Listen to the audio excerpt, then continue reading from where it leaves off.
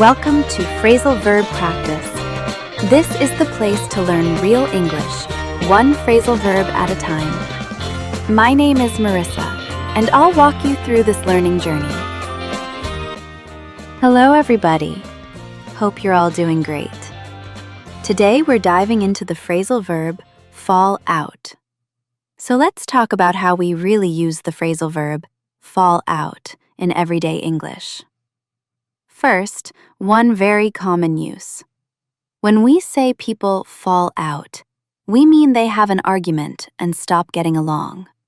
It can be between friends, family members, or coworkers.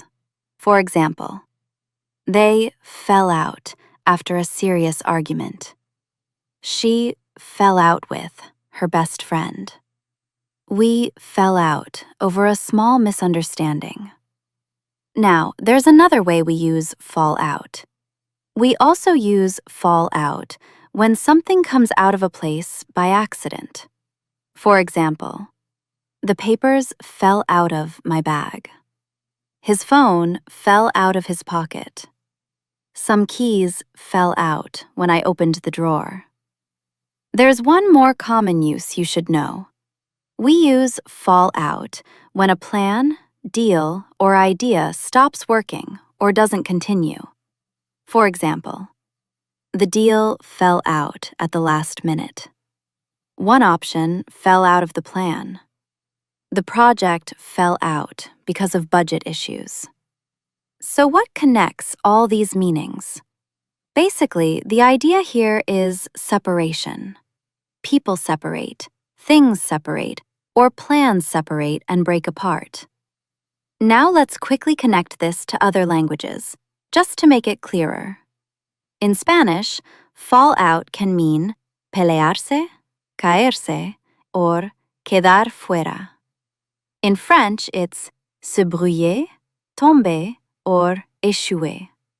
In Portuguese, brigar, caer, or sair do plano. In Italian, litigare, cadere, or saltare. In German, sich zerstreiten, herausfallen, or scheitern. In Japanese, nakatagai suru, ochiru, or shippai suru. And in Chinese, chaojia, diaochulai, or shibai. So when do people usually use the phrasal verb fall out? People use fall out when they talk about arguments or broken relationships. They use it when something drops or comes out of a place. They also use it when plans or agreements stop working. Let's look at a few quick examples to review everything. They fell out over money. She fell out with her coworker. The notebook fell out of my backpack. Several options fell out during the discussion. The agreement fell out before signing. Now let's talk about how fall out works grammatically. Here's the key point. Fall out is inseparable. We don't split the verb. The structure stays simple. We say fall out. We can also say fall out with a person or fall out of a place. For example, he fell out with his brother. The coins fell out of my pocket. With pronouns, nothing changes. The papers fell out. They fell out yesterday. Just to finish, here are the verb forms. Present, fall out. Past, fell out. Participle, fallen out. Now let's practice.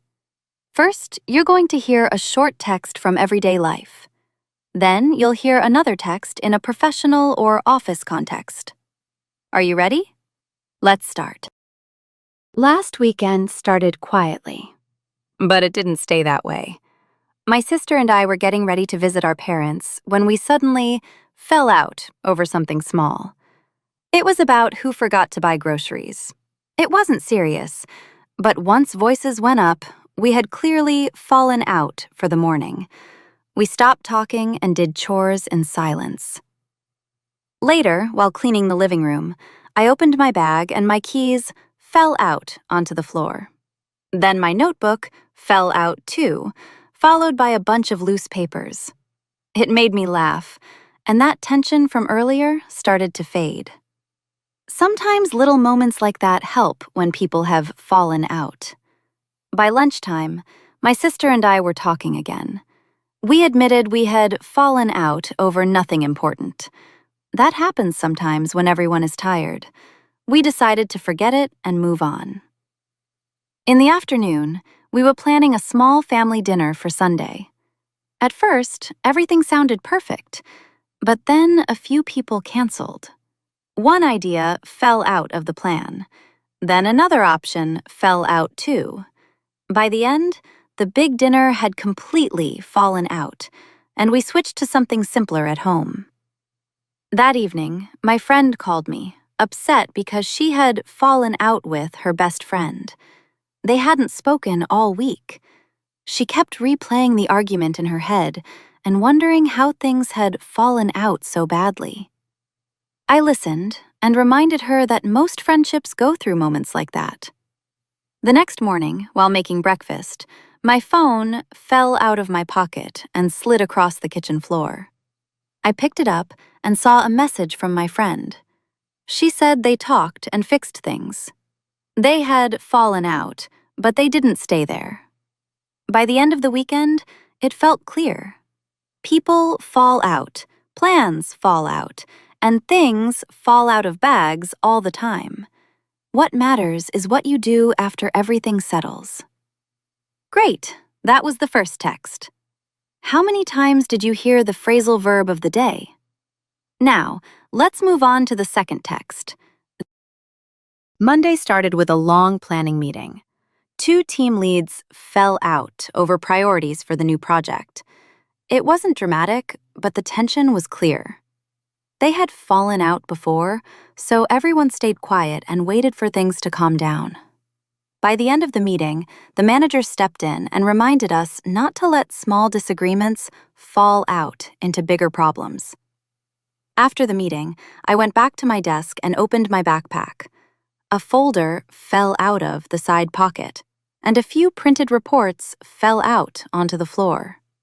I gathered everything up and laughed. It felt like one of those mornings where everything is slightly off. Later that day, we reviewed the project timeline. A supplier changed their availability, and one key option fell out of the plan. Then a second backup option fell out as well. You could feel the frustration in the room, but no one panicked. We adjusted and moved on. In the afternoon, I had a one-on-one with a colleague. She admitted she had fallen out with someone from another department after a tense email exchange. They both felt misunderstood, and the situation had fallen out faster than expected. We talked through it, and she decided to reach out and clear the air. By midweek, things started to improve. The team leads who had fallen out earlier were working together again. They didn't agree on everything, but they were communicating better, and that made a difference. On Friday, we sent out a final update to the client. A few early ideas had fallen out during the process, but the final plan was solid. Looking back, it was a week where people fell out, plans fell out, and even papers fell out of bags. But each time, we adjusted, talked it through, and kept moving forward as a team. Great, that was the second text, and that's all for today. Thank you so much for following this channel, and we'll see you next time. Bye-bye.